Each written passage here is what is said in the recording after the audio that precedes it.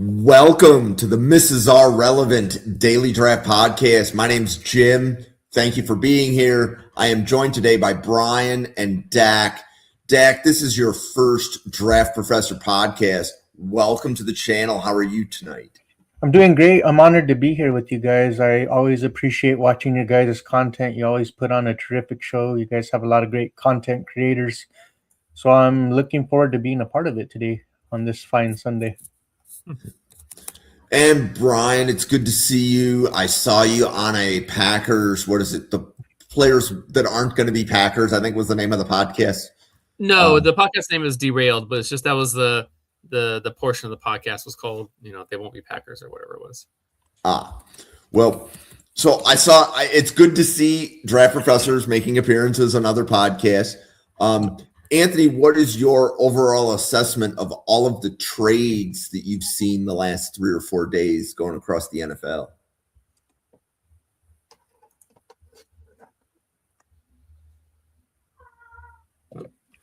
Did my audio cut out? No. Oh. I think you said Anthony. Oh, I meant Brian. I was waiting, wait, what? I was looking right at you. Couldn't you tell? No, I can't tell. I'm old. And yeah, so Brian, what do you think of all the different trades? I'm sorry. Yeah, that's all good. It's good. Interesting. I mean, obviously the Packers one, it made sense for a reason. They don't like going in. Gutekunst doesn't like going into the draft with how do you put it? Feeling like he's forced to draft a position early. So he likes to be able to have options. So it made sense since they're losing Quay Walker. What were some of the other trades? DJ Moore and Max Crosby. Oh yeah, well, yeah, Max Crosby. That was kind of interesting because he basically went for kind of the same that Micah went for. Obviously, they threw in the defensive tackle, but I mean, they're already cutting him anyway, so it's basically like a 1-year rental type of thing. So it's interesting. He is a little bit older. He's not old, but he's getting there. He's going to be 29, I believe. Or 20, he's going to be 30, something like that. So it's going to be interesting. And then DJ Moore was just basically, he wasn't worth his contract. So from the Bears' perspective, I get it. Dak, do you have any thoughts on the trades? Man, I'm just happy to not see Max Crosby inside the AFC West. He is gone. He's still in the AFC, though. We're still going to have to compete with him here with Denver in the postseason, right? But for now, he's not in the AFC West. It's a lot different than seeing him twice a year. Going to the DJ Moore trade, looking at it, man, I just feel like Luther Burden III made it to where, DJ Moore was expendable. He had a down year with some injuries, so I felt like Luther Burden is due for a bigger role now, with Ben Johnson at the helm. To play to Luther Burden's strength. So I'm pretty excited about that trade particularly. Cool. Well, we are here to discuss cornerbacks and specifically cornerbacks in the 2026 NFL draft. And Anthony, he might be really busy scouting 2027. I saw him put some stuff up for the Notre Dame corner, Leonard Moore. But Brian, who is your top cornerback in this year's draft? It's still McCoy. He obviously didn't play this year, but the film is still the film from last year, and all the reports were that he was basically ready to play in November, but they basically just decided, since Tennessee's having such a bad year, just let him sit out the year and take the rest of the season off. If he was healthy and ready to go that far back, and he's had this much more time to be off and get ready for the NFL stuff, I don't see any reason why I would let that affect his grade. So he was corner 1 in the summer, and he's still going to be corner 1 now. And then Dak, how about you? Who is your top rated corner in this year's draft? I got Mansour Delane out of LSU. He's one of the most instinctive corners in this class. I think he's a big dude, white, 6 foot. You got to love it. 187 pounds. LSU is developing some solid talent there. I feel like he's got the size, the length, the physicality in terms of what modern boundary corners need. In the run game, stopping the run is very important. So I feel like his physicality really makes a difference for me. in this cornerback class. And Dak, who is your number 2 corner? McCoy would be my number 2 corner in this class. I mean, despite the injury, I saw what I liked. You know, he brings a lot of scheme versatility. So teams might like that, right? They might buy into that despite the injury. So you know, he's another weapon to add to the secondary for sure. And Brian, is Delane your number 2? Yep. So we're just flipped. I like it. So Brian, how high would you take either corner? Like, are you going to take either of them in the top 5?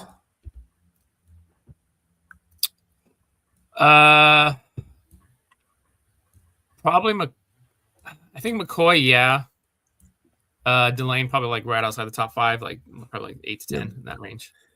And my opinion is that if McCoy wasn't injured, he's going top 5 and he may not make it to 4. Wow. Right. Like just from where he was in the summer and how good of a prospect he is. If you were to compare McCoy at a what we would call like a primary position as opposed to a devalued position, like it's better to add a corner than it is to add a linebacker, or better to add a corner than it is to add a safety. So, and I would say the same thing about Jordan Tyson as well. Is that if Tyson wasn't hurt, he's probably going in the top 5, and he doesn't make it to 5. Yeah, injuries play a factor for sure when it comes to drafting these guys, right? Yeah. Dak, how high would you take either Delane or McCoy? I would feel like I'd be comfortable maybe in the top 10, maybe like that 8 to 10 range, you know. Nothing higher than that, though, in my opinion. I think that's a fair value, I think, for what Mansoor Delane is in this class. Okay. And then, Brian, who is your corner 3?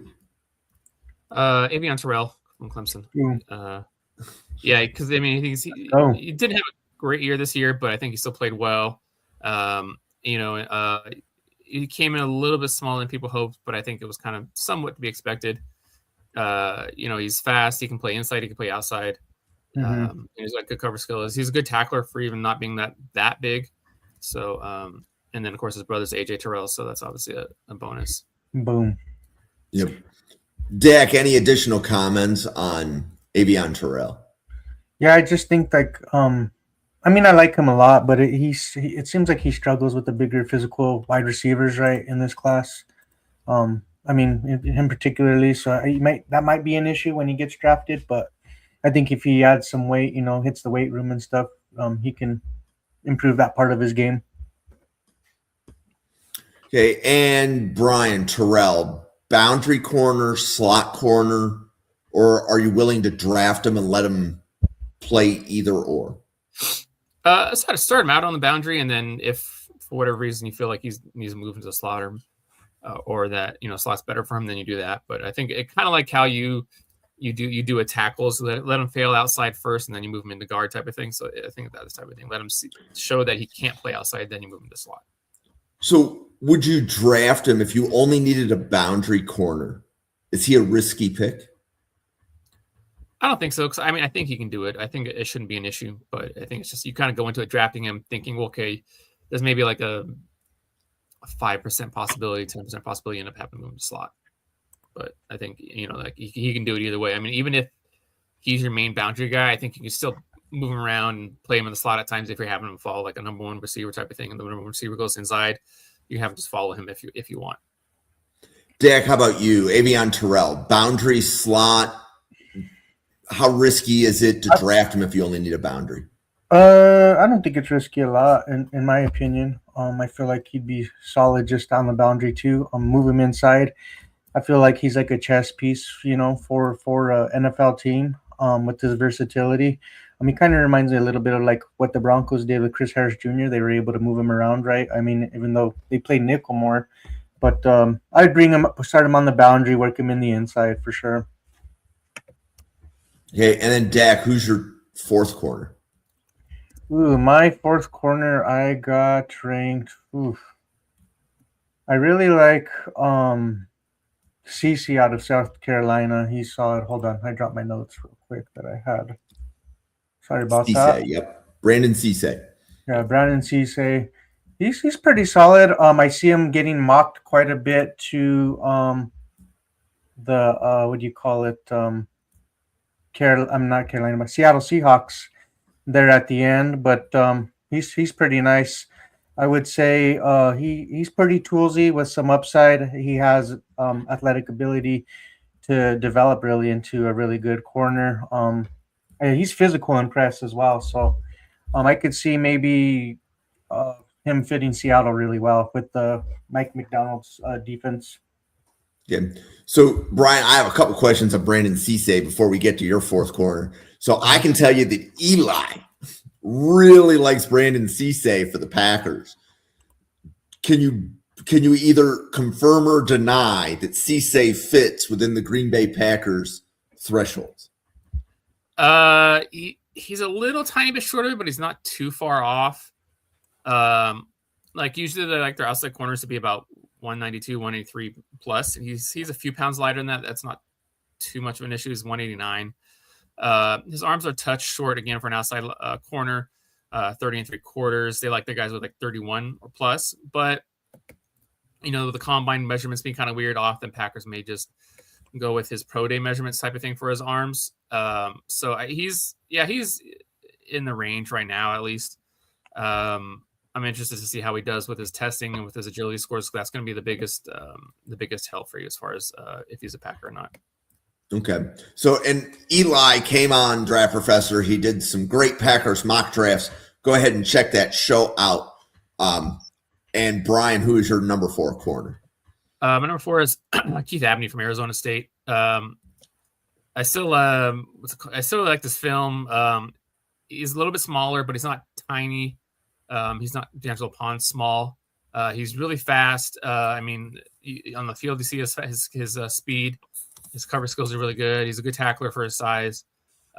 He plays the run. He's physical. He's aggressive.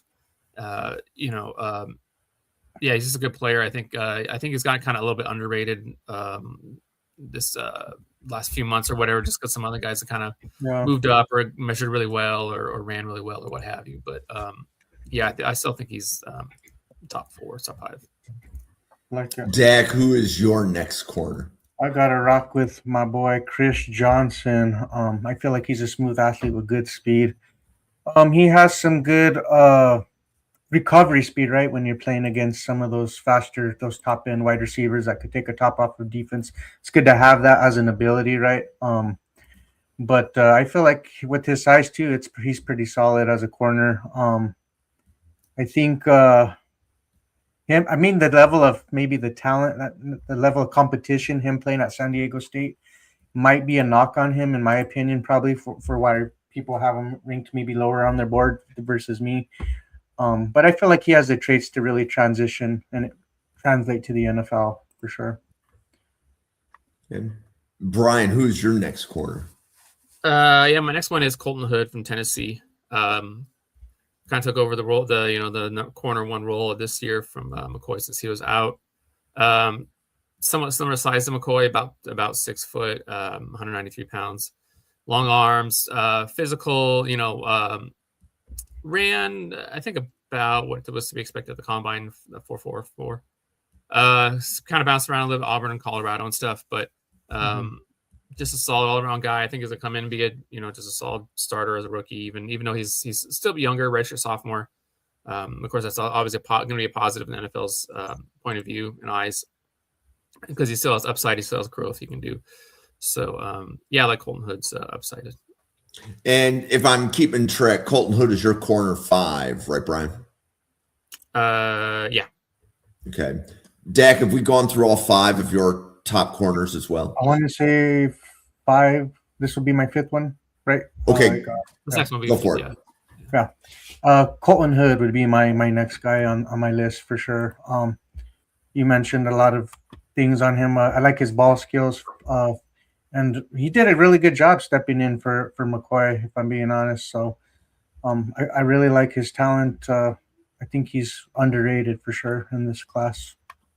Give me 1 second. looking at something for him.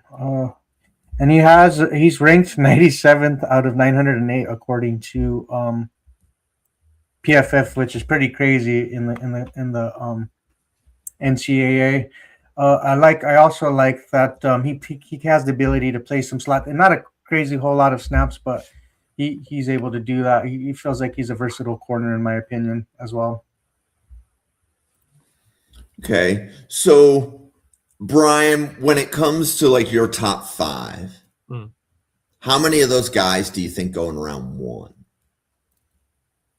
I think all of them. Okay. So you like go ahead. I mean, for me, he's up there. He's at 4, but I think there's a possibility just because of his size, Abney may drop to like the top of the 2nd round type of thing. Mm-hmm. I think that's a possibility. But yeah, I think pretty much. I think there'll be at least 6 corners that go in the 1st round total. Oh wow! Okay, I like that. Wow, that's a good one. Right. And Brian, you haven't mentioned Chris Johnson yet, have you? He's not in your top 5. No, he was my 6th. So he was okay. Oh, close. Yeah. Okay. And I've definitely heard 1st round love for all 6 of the corners that we've brought up now. Yep. I've seen mocks where Terrell at cornerback 3 doesn't get drafted till round 2. But I do think there will be a significant run on cornerbacks, like between picks 20 and about 35 or 40, right? Because like Miami needs a corner. So if they don't get a corner at the top of round 1, they're going to need to snag somebody, in my opinion. Like Miami can't come out of the first 2 rounds without a corner. That position on their roster just has been depleted. So I think there's going to be a huge run. The Jets need a corner. Dolphins need a corner. All of them picking in the top 50 more than once. So, Dak, who is your 6th corner? My 6th one would have to be D'Angelo Pons. Actually, watching the combine, he really stood out to me. I like his ball skills. He's 5'9", right? 182 pounds, but I think he plays bigger than what his frame is, right? I feel like he's a guy maybe that ends up in Kansas City. Say if they don't go corner in the 1st round, he'd be like a 2nd round type of pick, in my opinion. I really do like him. He played with the elite defense in Indiana, who were champions, right? So I really do like D'Angelo Pons, though, for sure. He feels like he has some good instincts. He has some good ball skills as well. So I really enjoy D'Angelo Pons' game. Okay. So, Brian, before we get to your next corner, any thoughts on Anthony's list here? Davis Neal's 3 masses. Interesting list. Yeah, I can't get on because excuse me, sorry. I feel like Davis is kind of scheme specific. He's going to want to be. You're going to have him in a cover 3. I like Neal, but I wouldn't have him that high. Masses is like under 180 pounds, so he's kind of small. He's got good ball skills though. I just worry about him being a hold up. Ever didn't play that well this year. Devin Moore has injury questions. Ricelock is also another kind of cover 3 type guy. So it's an interesting list. Yep. And Anthony, just to give you an idea, Brian is the master within the draft professors of the Packers threshold. And Anthony is a Dolphins fan where they just got one of the Packers assistant GMs. So there's a reasonable chance that what Brian knows about the measurements may be applied to some of the corners you listed here. Brian, one other question. How many of these corners would you have on the Packers board? Excuse me. Everett's there. I mean, technically McCoy would be there, but he's obviously going to be gone way before they got a chance at him. Anyway, Demings is there, of course. McCutcheon is there. Leah's there. Iggy's there. Not sure GRA is. Grimes.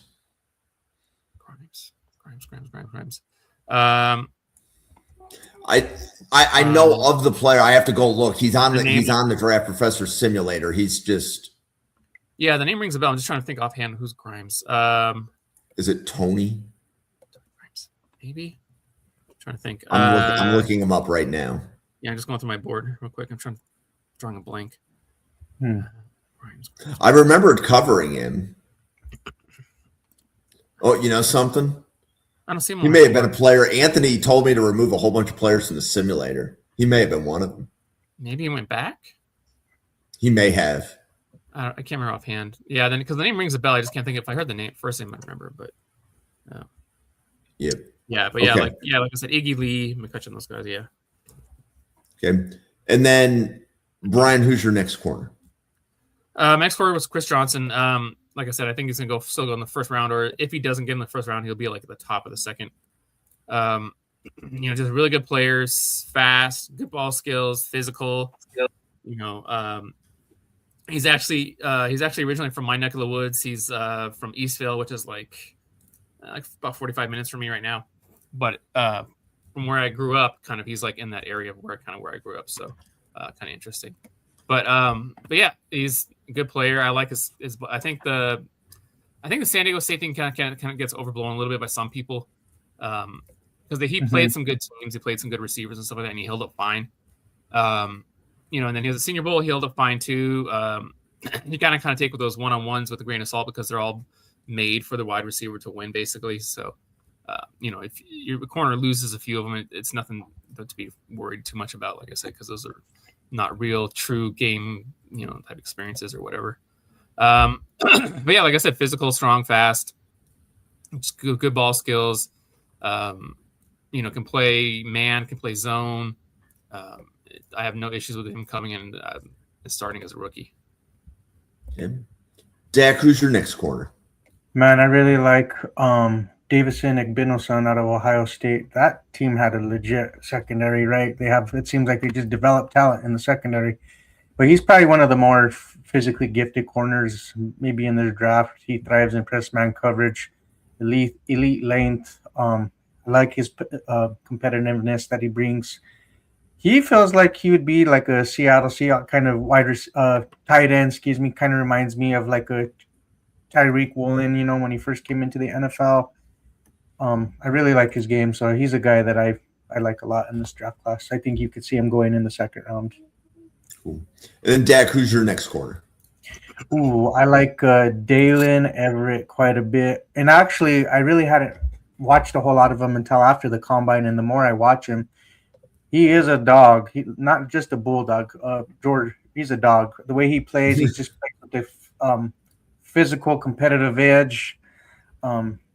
It sounds like he looks like be a sound tackler, which you want in the run game as well. He doesn't have the elite speed, so maybe that's a knock on him, but he does have some pretty good instincts when it comes to the run game. Average ball production's a knock on him, maybe, but I see him mocked in the fourth round, but that might be a little too low, in my opinion. I feel like he has the traits to be special in this NFL, maybe second rounder. I think Everett falls into the category of he could be the best, worst third round pick a number of teams could make. Yeah, it's for go ahead. Sure. I like him. It's if the board doesn't quite fall your way. Yeah, I have a new draft philosophy, and Brandon Bean, I hope you're listening. You need to draft a day one or day two defensive back every year. I like it. You never have more than enough corners, but you also got to keep the pipeline going, right? Like it's the pipeline. Yeah, for sure. But Buffalo tends to wait to draft corners until they need one. And the best time to draft any position is a year before you need it. Yeah. The thing that go ahead. I'm sorry, bro. No, the thing I liked about Dalen Everett too, though, is like he had some good snaps in the box last year and the year before. 89 snaps in the box and 116 the year before. He's pretty versatile, man. He's a thumper for sure. So I really like his game. Cool. So, Brian, who is your next corner? Will Lee from Texas A&M. Nice.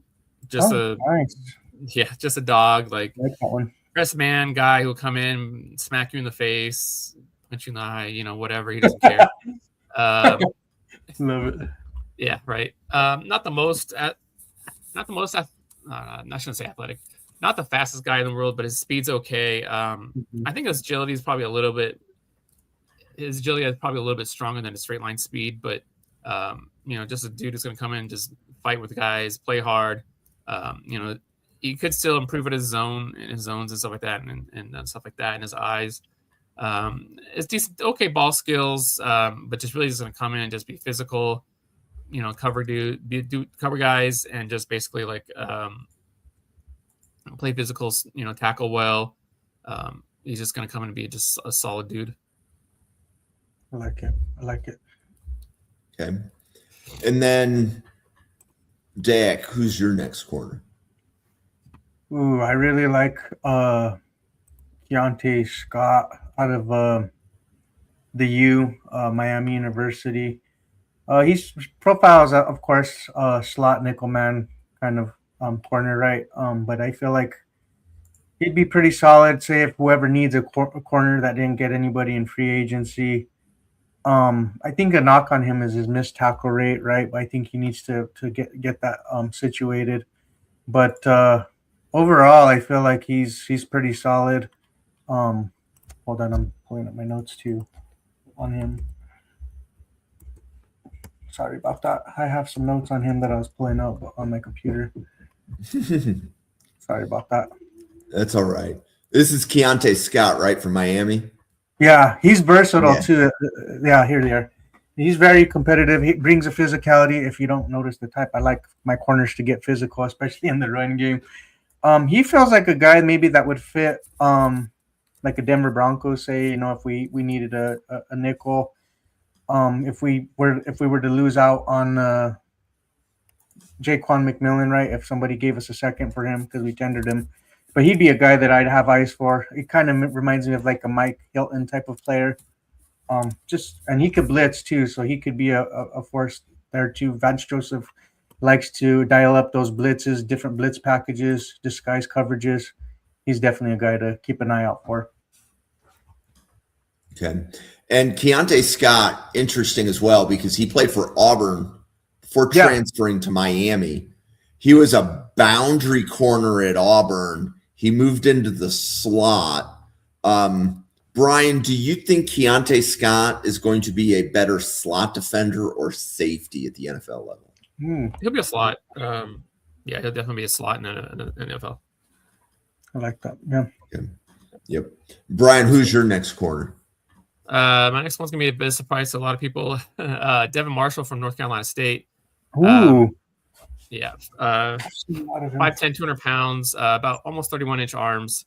I think people didn't know about him because he transferred over from Villanova and then he played at North Carolina State. So people don't watch a lot of North Carolina State.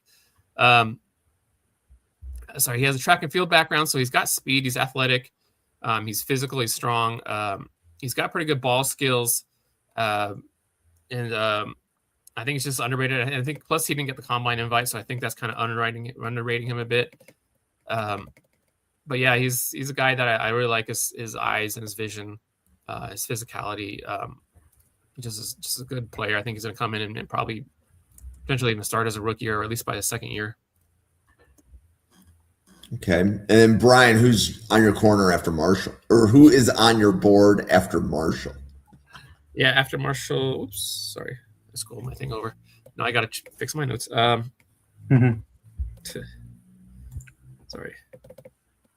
I'm throwing you guys too many curveballs.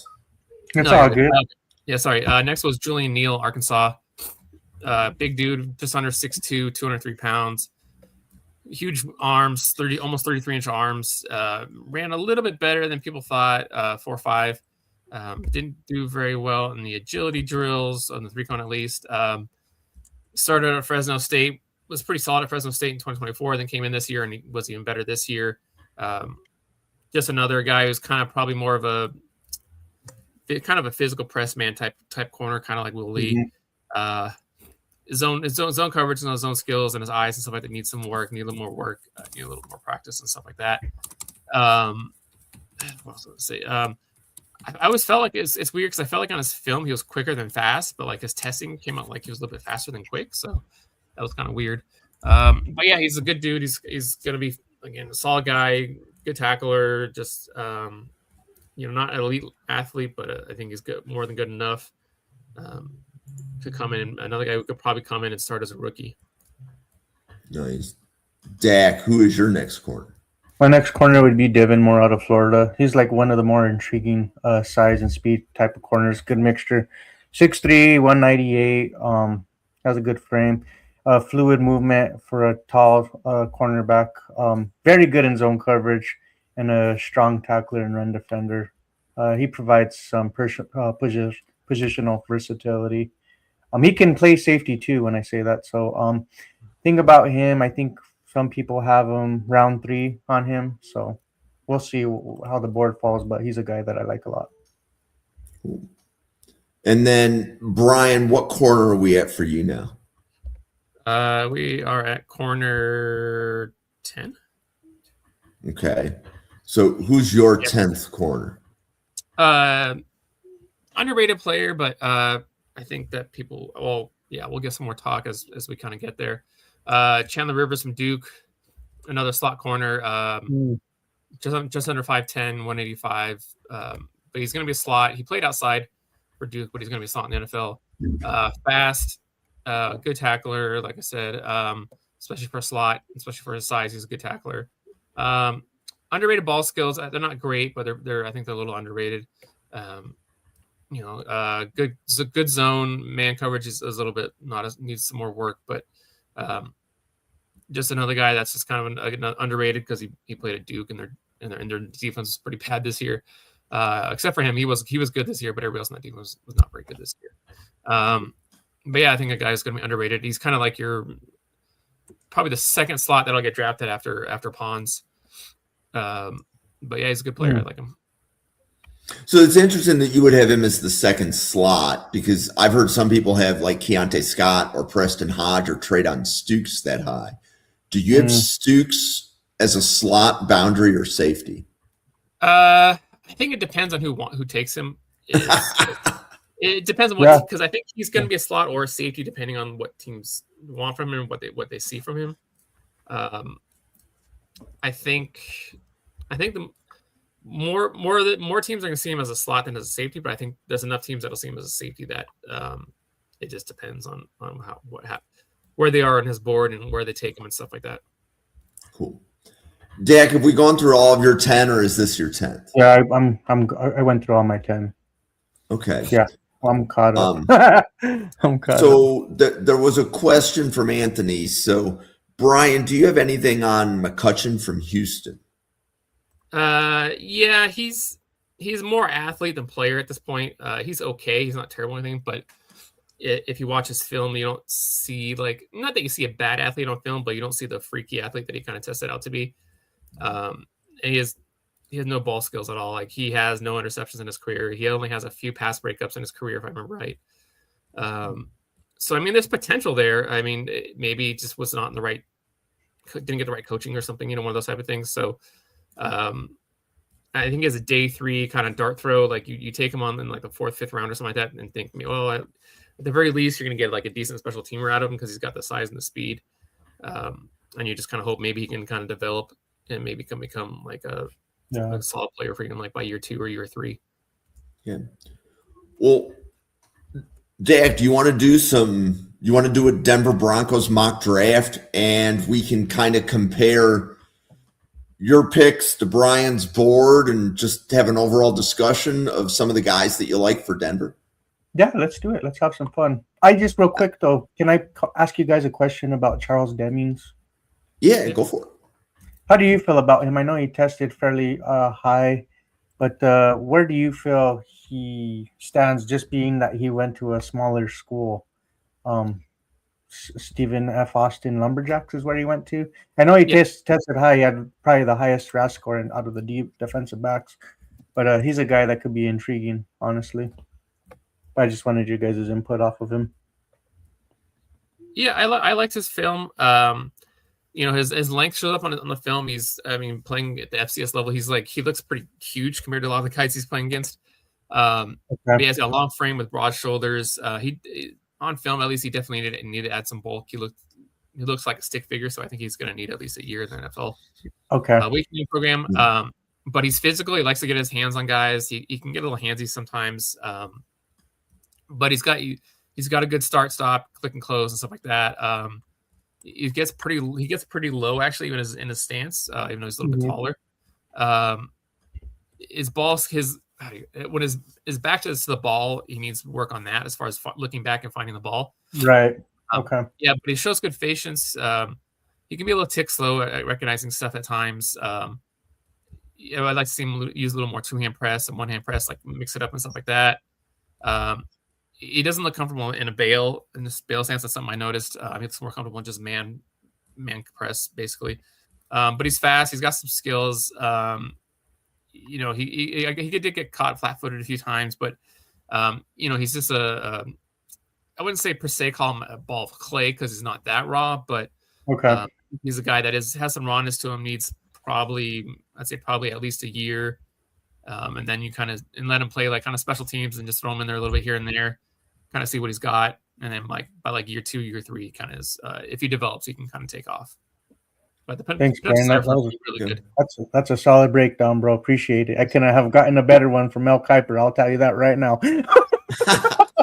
Thank you so much. Well, Mel Kiper watches these podcasts. Yeah. There have been numerous times that we talk about something, and then Mel Kiper is talking about it in ESPN like 1 or 2 weeks later. So I swear, Mel, if you are watching the podcast, I love the draft because I grew up watching you. You are more than welcome to come on a podcast. But we may slander Shedeur Sanders. I'm just saying, like that can happen on the podcast. But anyway, so we're gonna do some mock drafts here. We'll do a 4-round Denver draft. So Dak, here's what I'm thinking would be an interesting format, and I've never done this before. But you identify maybe a couple of positions that you'd look for in that round. Then let's go to Brian's board so that Brian could say, here's what his board looks like. But ultimately, you can pick whoever you want. Okay. But one of the things that I like about Draft Professors is everybody's board is different. And I haven't had a lot of podcasts with Brian to find out what his board looks like. So what do you think Denver does in round 1, Dak? Oh, man. Well, I know I would like them to go wide receiver or linebacker, in my opinion. Is there Rodriguez? Yep, I would take Rodriguez in an instant, man. The dude is just a nightmare in the middle of the field. The Senior Bowl just showed how good he is, and people were kind of questioning his athleticism, but man, he was a force in the combine. Give me Jacob Rodriguez right here. Good. So, Brian, on your board right now, do you have any wide receivers or linebackers that you would take at 30 that you see on the board here? Let me see. Let me make this a little bigger so I can see. Bernard, Hurst, Brazel, Bell, I think are the best wide receivers. Trotter and Rodriguez are probably the best linebackers. Probably Antonio Williams. Maybe Hurst, although I think he's probably going to go in the second round. But I see Williams. 30 is basically second round anyway, especially in this class. I'd say probably Williams or Hurst. Yeah. Okay. And you want Rodriguez, Dak? I'll take Rodriguez, for sure. Okay. So, Dak, what do you think you want to do in round 2? Round 2, I'd probably go wide receiver. And Chris Bell would be the guy that I would take. He has round 1 talent, I think, but that injury, a lot of people are probably iffy about, right? But he has like that AJ Brown type of archetype, not so much like the one-for-one comparison, but the build for him as a player. And he fits what Sean Payton likes in his wide receivers, the physicality. And And he gets yards after the catch. He could break tackles. That's somebody that Denver could utilize for sure. So give me Chris Bell.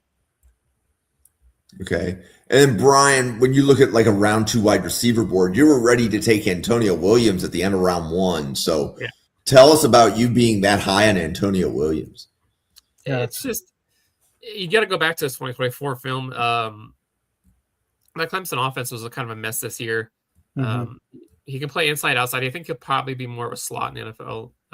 But he's fast. He can pull away from dudes. He's got the second gear. He's got good hands. Route running needs a little bit more work. Could be a little bit better, and his route releases could be a little bit better. But overall, I think it's just one of those things. Just having to play in that Clemson offense kind of hurt his stock, at least in media's point of view, at least. Gotcha.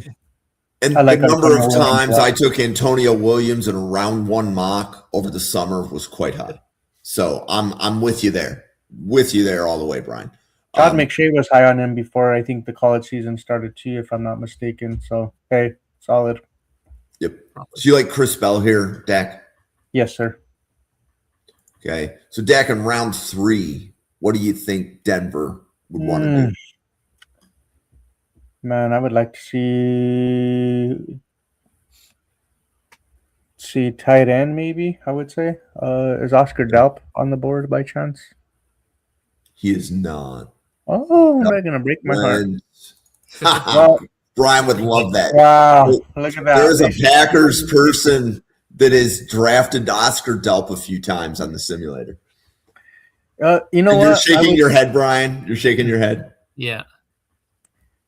If anybody that fits pretty solid within a Sean Payton offense too would be Sam Roush, who actually surprised me quite a bit with his athleticism at the combine. Watching him before, I was kind of like, I don't know, man. I don't know about this guy. I mean, he does it all. He's an inline blocking tight end, but I just wasn't too sure, right? I just needed that extra boost. Combine, he tests for probably one of the best testers out of the tight end position. I'd like Sam Roush for sure. Okay. So, Brian, if you look at this tight end board, which players here do you have a day 2 grade on? Jolie. For basing it just off film, a lot of off-field stuff. Michael Trigg. Oh yeah, he's a beast too, though. Yes, Stowers. Yeah, like day 2 on Stowers. Stowers. There's a couple guys that are kind of close, but I would say that's like definitively like day 2 guys. Those are Dallin Bentley's kind of close, yeah, but like Dallin Bentley's pretty close there. Gillenborg's close, but not there. I podcasted with Jack this morning, Brian. Lance Mason is a my guy for Jack. And that's not a name that you hear very much. The Wisconsin tight end. Yeah, I have him as like a day 3 H-back type of. Yes. And that was, I think, what was it? Jack was saying something to the effect of he's like 288 on the consensus board, which isn't even a draftable grade. Right. Kind of thing. So, okay. So let's go back to page 1. So you like Sam Roush here? Yes, please. Dak? Okay. Yes, sir. And then to close out round 4, what position or positions do you think that you would look at? Man, I would say, can you tune me into running back potentially?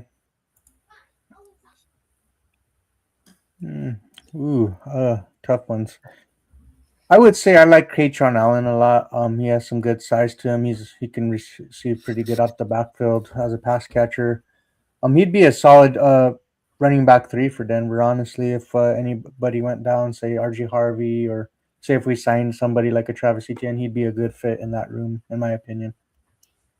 So, Brian, when you look at this running back board, who are your top 3?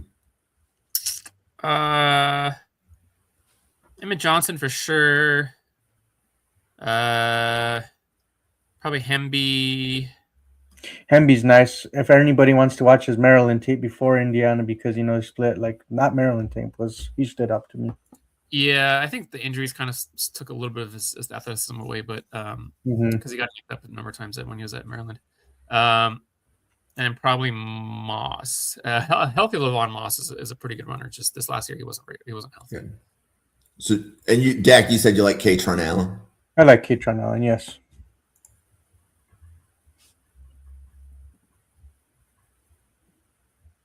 Oh, and then we have another 4th round pick, so you get one more pick. Ooh, D lineman. Where are the meats? I need somebody with size.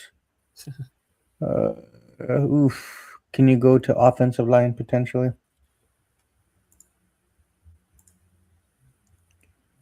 Ooh, decisions. Man. Brian, who are your best offensive linemen that you see here?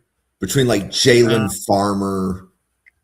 Oh, there's Billy Shrouth. I like Shrouth. I know he's like the 231 out of Notre Dame, but I think I've seen on other boards he's a 4th round grade. I don't know what you think, Brian, but he's a guy, dude, that in the run game for sure.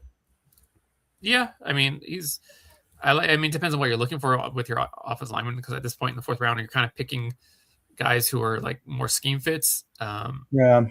So it depends on what you're looking for. Farmer is up there though. He dropped a bunch of weight and he gained some athleticism from that. It seems like. Carmona's pretty good because he has tackle experience. JC Davis is really good if you're looking for I have him as an offensive tackle, but the database here has him as an interior guy. But that's some good options. There are some good options. Where are you on Jeremiah Wright, Brian? Early day 3. The weight still kind of. I still think he needs to lose some more weight. He dropped some weight, and he tested pretty well for his size, but I think he still needs to drop some more weight. Yeah. And he's kind of more. So you like Farmer more than Wright? Yeah, I like him. Yeah, I like Farmer more than Wright. Okay. I like thoughts Farmer on what you would do here, Dak? I'd go with Farmer. I like it. Okay, so there we go. Okay. So, Brian, I would love to get your feedback on your board relative to the Bills. And Dak, feel free to chime in as well. So ultimately, Brian, Buffalo needs every position. Yeah. Like literally, if you look at the depth chart, we need to add every position. We're 2 cornerbacks short of a full deck. We have 2 starters, but we need a backup. We need a safety. We need a linebacker. We could use a pass rusher with juice off the edge. So at 26, Brian, if you were looking for an outside linebacker type, are any of these guys worthy of pick 26 on your board? Oh, you mean edge rusher? Well, but it needs to be more of an outside linebacker and an odd front. We're not looking for a hand in the dirt guy. We're looking for that outside linebacker that would be a primary edge rusher. Like our Mason Thomas fits the description. The question is his grade high enough for you to take at 26? Well, then let me ask you this. Does Buffalo ask their edge rushers to zone drop? We will, yes, because it's a new defense. Ironically, it's actually Jim Leonard who coached Denver. He's Buffalo's new defensive coordinator. Yeah. Yeah, that's what I was trying to think if there's zone dropping or not. Because I know some of those guys are not going to be. You're not going to ask them to zone drop. Probably. It's okay to say that there's none here that are worthy of 26. That just means we have to go look for a different position. No, I'm just debating between some names in my head. I think probably Mason Thomas. Yeah, because I think Mason Thomas could probably zone drop a little bit. So, yeah, I think he would be worth it. Yeah. And then wide receiver, we need somebody that can win on the outside. Is there any wide receiver here that could win on the outside? Cooper Jr. is pretty that nice. You would take at 26. Probably Hurst. So you like Hurst enough that you would take him in round 1? Yeah. Okay. I like it. Go ahead, Dave. No, go ahead. I like Omar Cooper Jr. I know he's rising up boards. I mean, people talking about maybe the Steelers taking him to pair with DK Metcalf and other guys. Elijah Surratt, man, that dude has a nice catch radius. He's reliable too on the boundary, so he's a guy I would like to. Okay, and then another position in need. So Buffalo is down a starter on the offensive line. So Brian, do you have any of these offensive linemen graded high enough to take it 26? Besantis.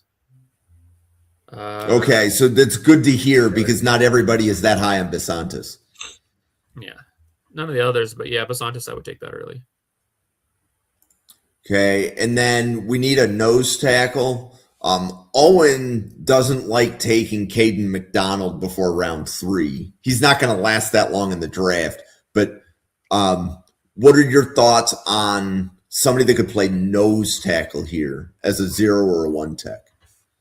Yeah, I kind of agree with Owen, just because my thing with McDonald is, yes, he's definitely big and strong, and he can play nose tackle, but he's not going to offer you anything in the pass rush. And those type of nose tackles tend to go later, and there tends to be not a lot of them in the NFL, but there tends to be like a number in the NFL where you can pick one up as a free agent. Some like right. He's like maybe 30 years old. He's a free agent. He's bounced around from the league. He'll play the run. He won't give you much else.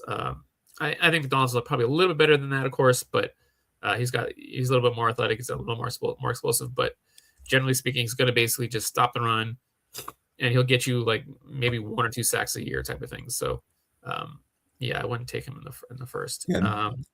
And then Buffalo also needs an inside linebacker for a 3-4 defense. So we have Dorian Williams on the roster, who's been a backup. That's probably going to be one of the 2 inside linebackers. But we need another to put with it. Do you have any of these players graded high enough to take it 26? I think Trotter is close. That's about it. The rest of them I wouldn't take it 26. Trotter's like in that range. Okay. Like 28, 29, 30. So I think he's in that range. Like if you took him there, it'd be fine. So my choices, I think, are actually between R. Mason Thomas and Trotter. And Buffalo doesn't have a 2nd round pick and then has a 3rd and a 4th and a 5th. Yeah. So we're not going to find an edge rusher with the juice later in the draft. So it has to be one of the first 2 picks for Buffalo has to be edge. Yeah. But to get a starting linebacker, I don't know that we could get the starting linebacker later. And then the other option would be Ted Hurst. Like those are the 3 guys that I kind of narrowed it down to. Yeah. I'm going to go Ted Hurst because I want to be a pro Ted Hurst podcast. Ted Hurst to Bills round 1. I love getting a wide receiver that can win on the outside. Okay. So now here's a question. Brian, how high do you have Barham graded? Late day 2, early day 3. Okay, so pick 91 is within range. Yeah. Yeah. So, Dak, your thoughts on any edge here? Like, do you have any edges that you like better than Barham here? No, I think Barham's a pretty good selection. I would say. I'm not really too high on the other guys. I'm looking and I don't see too many more. Yeah. Let's see, yeah. No, I think Barham would be the best selection at this particular point in the draft. Okay, so Brian, I am missing a linebacker that can wear the green dot. Right? We need an inside linebacker that is going to, well, let me rephrase that. So we've taken Barham at edge, and Barham has some linebacker experience, but I think Barham in a 3-4 defense would be the outside linebacker. We would still need somebody to put with Barham, but at the same time, if there's positional flexibility to where Barham moves inside, the other guy moves outside, like it'd be fun maybe to have a Jake Golday there, but do you see a linebacker that kind of fits that description? Like, how would you use Elarms Orr? That's a player that Randall and Owen like. Right. Yeah, I wouldn't have him rushing the pass or anything like that. So I don't think he's. I mean, I don't know if he's a guy that's at least going to be ready as a rookie to wear the dot. I think if you have someone next to him that's wearing the dot, that's a veteran, that's stuff like that, I think that would be fine. But I wouldn't give him the green dot to be calling the plays as a rookie. And there's no guarantee if we're taking him in the 4th round that he's going to start week 1. But it would need to be a player that would project to be able to do that role probably by his 2nd year. Yeah, I mean, if you want a guy you can throw in there to start as a rookie, I think Aiden Fisher could do it. I was about to say, yeah. Yeah, I mean, obviously the upside's not as high. Athleticism's not as high, but of course, he's a guy who could come in there and probably start as a rookie and wear the dot, and he'd be a solid player. Never going to be a Pro Bowler probably, or at least consistently Pro Bowler, but he's a guy who could do that. I like that, Aiden Fisher. And then we're going to go to round 5 corners. So Buffalo's going to need a corner that could play press man. So, and this was a cornerback podcast. So what corners here do you like that would play press man? And Dak, feel free to weigh in as well. Okay. Yeah. I'd say Jackson could do it, and I would say Demings could do it. Thad Dixon can do it, actually. He's kind of underrated. Thad Dixon's one of my guys. He's underrated, so he could do it too.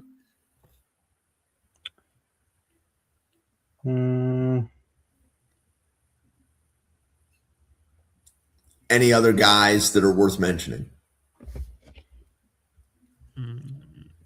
How do you guys feel about Devin Moore potentially? I know we talked about him earlier, but I would be scared away because of the injuries.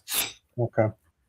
At least until later. I mean, this is round 5, but I would still say I don't know that I want to touch that level of injury until like round 6 or 7.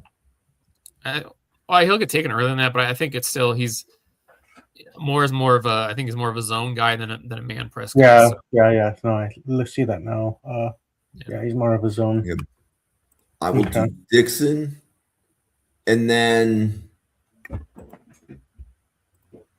interior offensive line. So Farmer is still here in round 5. That feels like a steal. Jeez. Brian, are you higher on Farmer or JC Davis?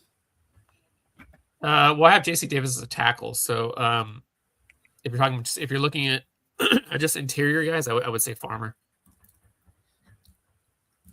Okay. So it's interesting because nearly everybody else that I've talked, Owen, Jerry, Russo, suggests JC Davis would be a guard at the NFL level. What makes you keep it? Because Brian, like if somebody's going to move, you're the draft professor that moves them.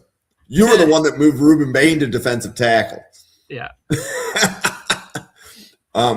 Why do you keep JC Davis at tackle in your eyes? I just think he's put on a little too much weight over the years at Illinois, but because he moved better when he was at I think it was New Mexico State, but he dropped some weight for the Pro Bowl, or not the Pro Bowl, the Senior Bowl and the Combine. So I think I think he moved pretty well at the Senior Bowl. I think that little bit of lost weight helped. I think he probably could lose a few more pounds, but I think he just moved well enough, I think, at the Senior Bowl that he can stay at tackle. I'm not like completely ruling out him moving inside. I think he could. I think he could have played inside, but I would do the whole, let him fail at tackle first before he moves inside. Okay. I'll do Jalen Farmer there, and we'll finish that mock. That was nice. Well, and I appreciate you guys kind of talking through your opinions. Like, I think there needs to be more content like that out there. Oh, and apparently I did a 7-round mock. I thought I only did a 5. Okay, what have I done? Load up the cupboards for the Bills, it sounds like. Yeah, Okay. Ooh, Landon Robinson. Stribling should not be there in that late. I know. Was Stribling here? Yeah, I was like, Yes. whoa. Oh, whoa. Well, but everything with this simulator is whether or not people pick them. Okay. Yep. Right. So it's really not a big board driven simulator. It's a user Yeah. behavior. Right. And people are pointing out the flaws of that to me. But ultimately, if people don't pick Stribling, he's still there in round 7. That's just the way that it's going to be until people pick him. You can tell that Buffalo people pick him. We like him.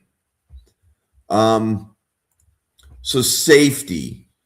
So Brian, if you were to look here and say we need a safety that can play single high to pair with Cole Bishop, doesn't have to play year 1, but needs to have the athleticism to give you some single high looks. Yeah, it's hard to get that late. Yeah, it's hard to get that. Yes, it is. I think the guy that could probably best do that is Ike Larson. He had like 2 really good years for Utah State. Oh, you have it listed as Utah. It's actually Utah State, but anyway, yeah. He had 2 really good years for Utah State, 2023 and 2024.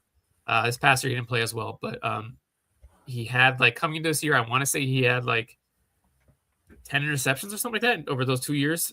So he can play over the top. He's a little smaller. He's like 5'10", like 190, 195, something like that. But if you want a guy who can play over the top, and playing coverage and stuff like that, I think he can do that. I'm like trying. Okay, and then the only other position I haven't taken is a defensive tackle. Brian, who is your favorite zero tech?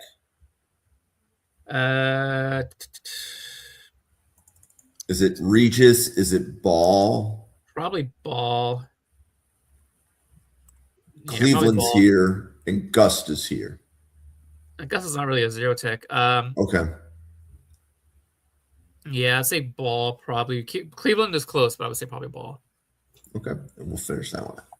I'll have to check out Cameron Ball. He's a new name that I hadn't paid attention to or heard of. Yeah, he's a nose tackle for Arkansas. He's pretty solid. Okay. There we go. And I love it when I get season Ds. That means it's a mock draft that nobody's ever done before.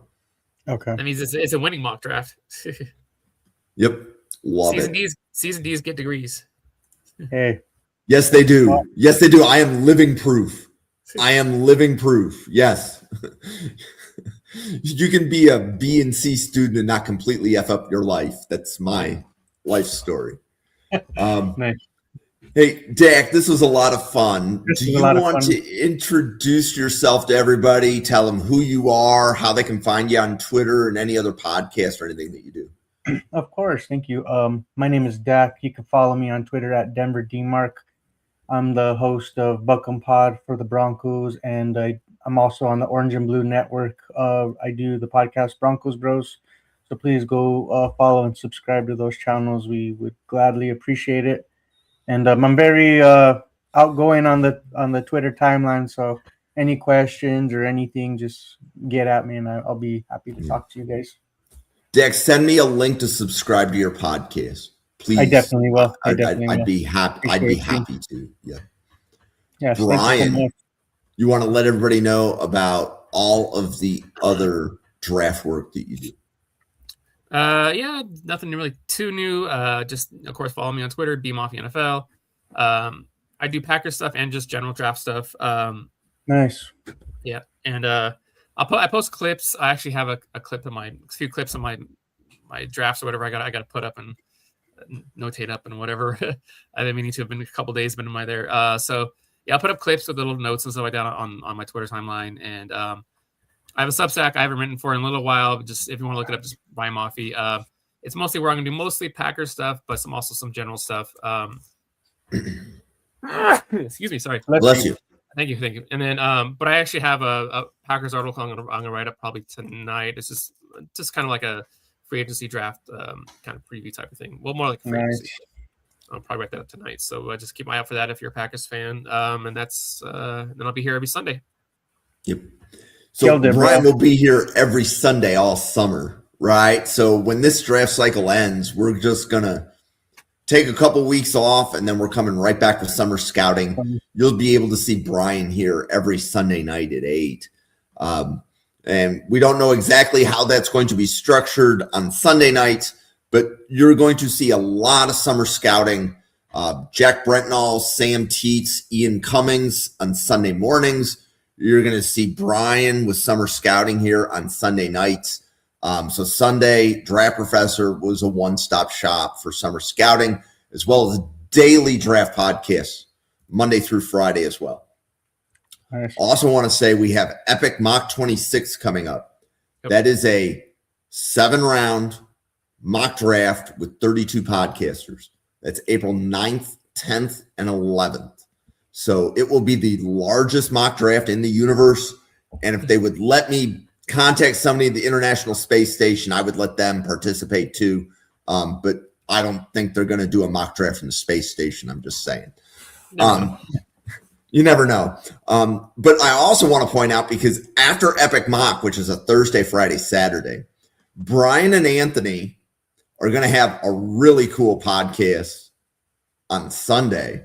And that's Brian and Anthony are going to talk about only the players that were not taken in the 7-round draft. So it's a UDFA podcast. 2 weeks before the draft, Brian and Anthony will be looking at the 262 players that were taken in Epic Mock, and they're going to give you more names that didn't get mentioned during the 3-day mock. And Brian, I'm glad that makes you smile. There are not any better draft professors to do that show than Brian and Anthony. So Brian has an unbelievable database of prospects. He can give you their measurements. He can tell you what school they started at and which school they're at now. Brian's draft database is something that I use frequently during the summer. So Brian being able to unleash his database on a podcast is something that we had to come up with a way to do. So this was awesome. Yeah. So this was awesome. Yeah. And Dak, man, thank you for coming on. Yeah, thank you so much, Jim. It was a pleasure. Brian, I just followed you on Twitter as well, man. This was I'm honored to share this platform with you guys. This was a lot of fun. Thank you again. Oh, Dak, thank you so much. For Dak, Brian, myself, and the 85 podcasters at the Draft Professor, thank you so much for tuning in. Enjoy your Sunday night. We will see you on a podcast again tomorrow night, everybody. Thank you. All right. See you later.